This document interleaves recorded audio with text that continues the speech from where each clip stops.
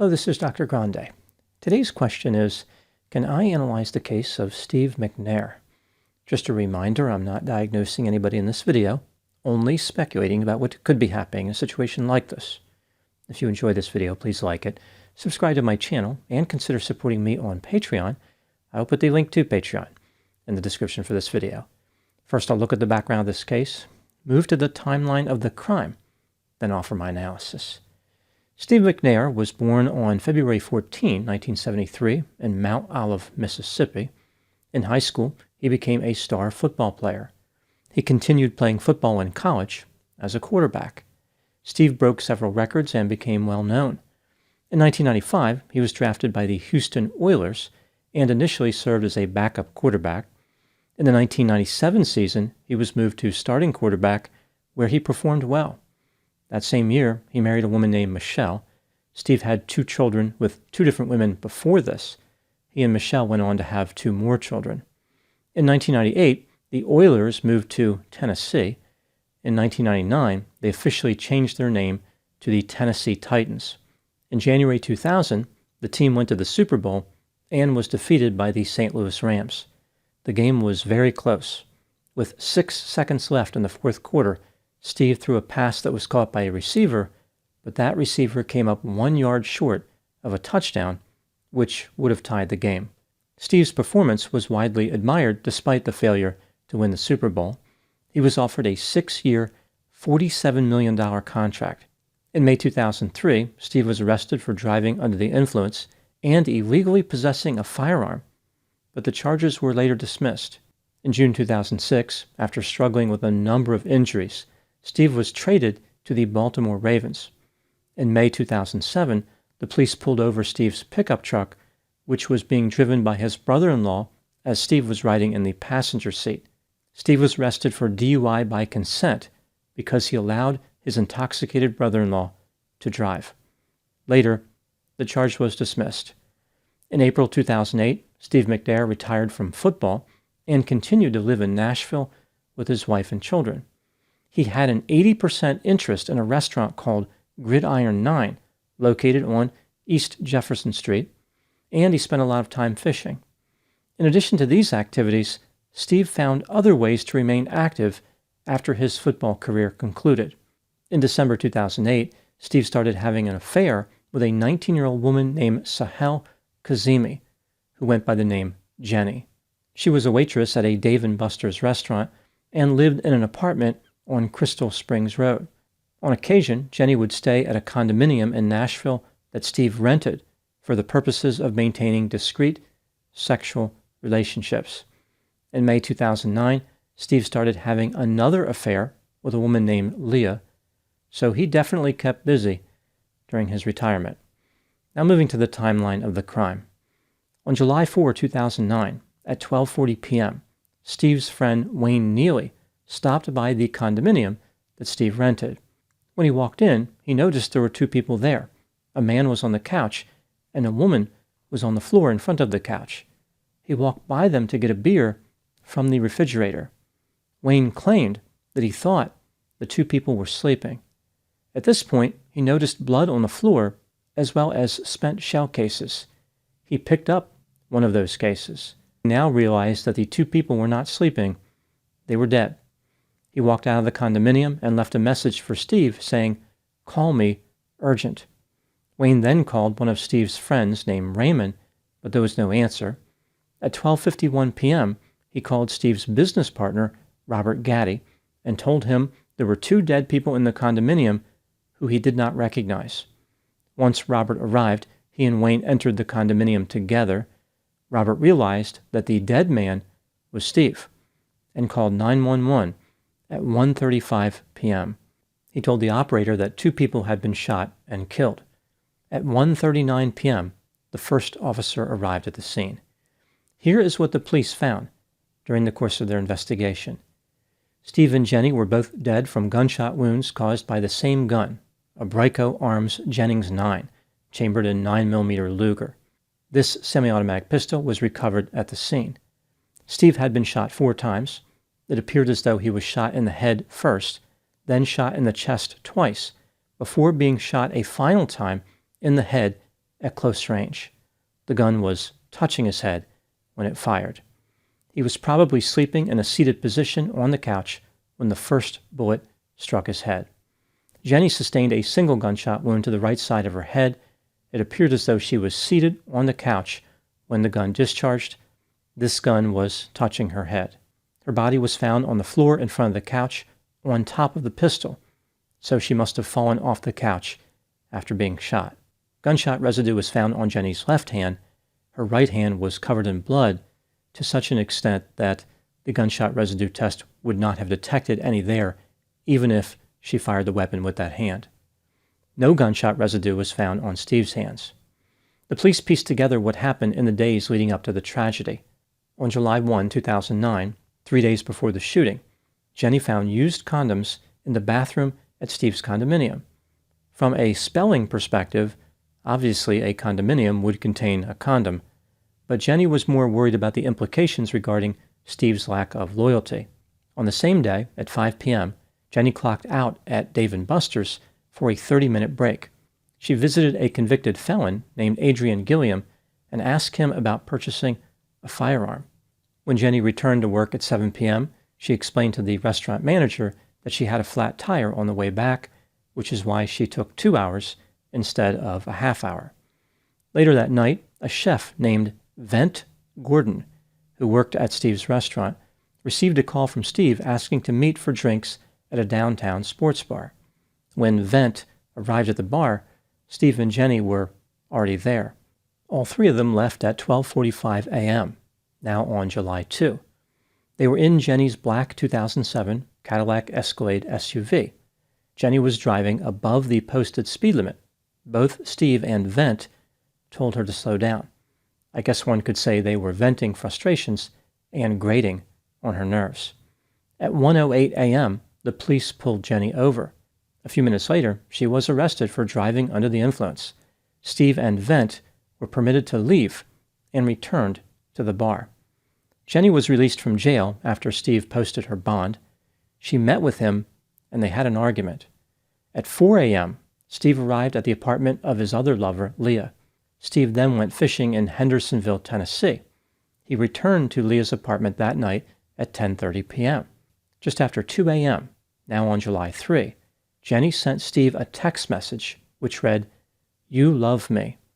Steve responded, "I love you, baby." Jenny wrote, "I'm gonna have all you soon." Steve responded, "Yes, you will."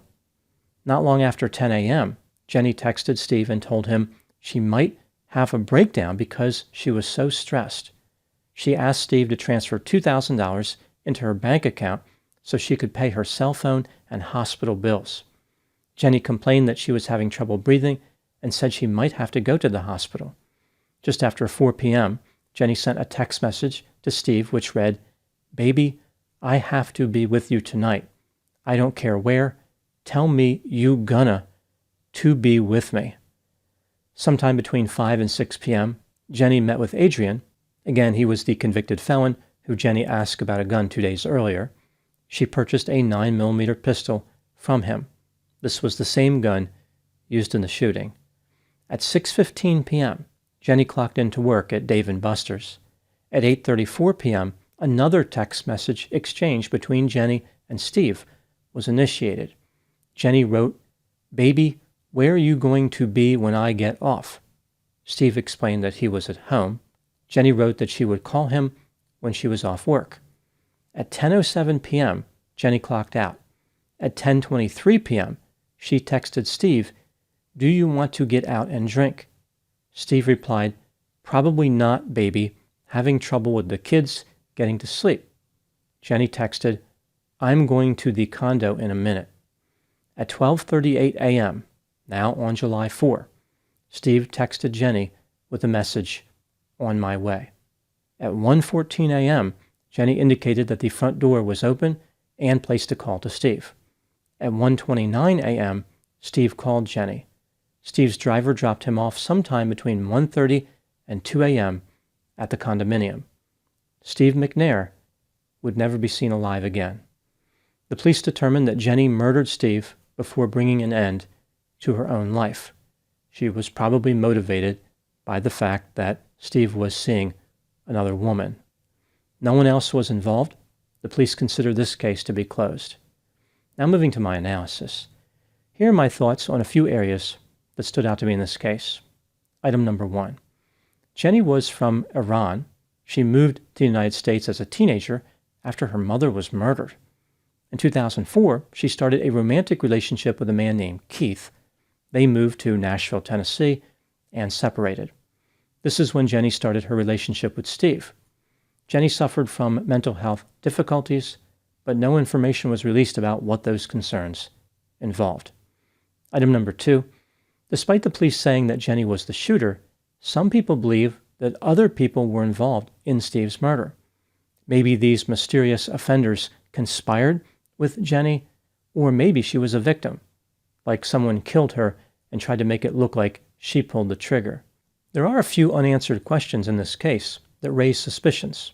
For example, how is it possible that Wayne did not immediately realize the two people in the condominium were dead? Why didn't he call the police the moment he did realize it? Again, Robert is the one who called the police after Wayne called him. At the time of Steve's death, Robert and Steve were not on good terms due to a disagreement involving $13,000.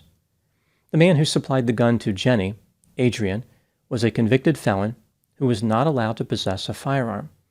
In the 3 weeks leading up to the shooting, he and Jenny exchanged 203 phone calls and text messages.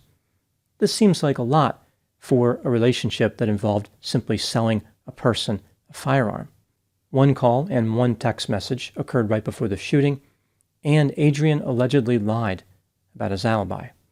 Despite all these questions and concerns, it is reasonable to believe that Jenny was the shooter and she functioned alone, at least in my opinion. The physical evidence at the scene supports this theory. There was no forced entry into the condominium.